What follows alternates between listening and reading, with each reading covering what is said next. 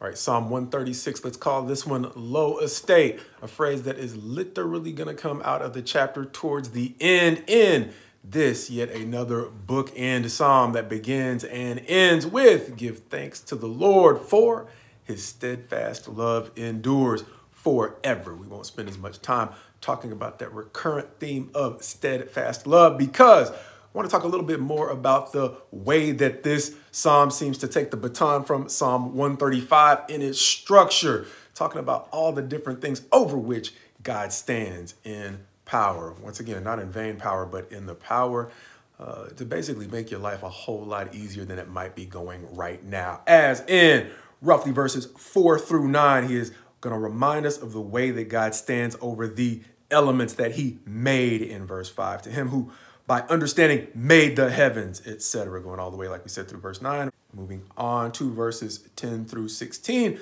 talking about the way in which his power was made clear and the way that he struck down the firstborn of the Egyptians as he freed Israel from that period of repression or captivity and subservience to a tyrannical power.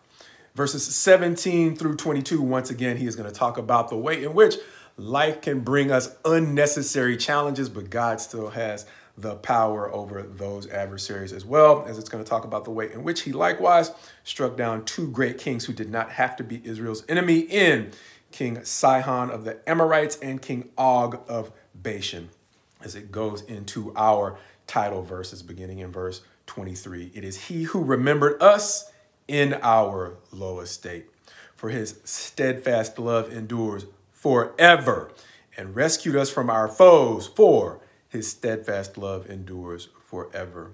He who gives food to all flesh, for his steadfast love endures forever. Give thanks to the God of heaven, for his steadfast love endures forever. His steadfast love endures forever. Reminding me that in focusing in verse 23 on the fact that God remembered us in our low estate, that God does not care about our current condition, possibly as much as he cares about how we'll handle our next opportunity. Something we've talked about before, that it's probably good to have this psalm remind us of.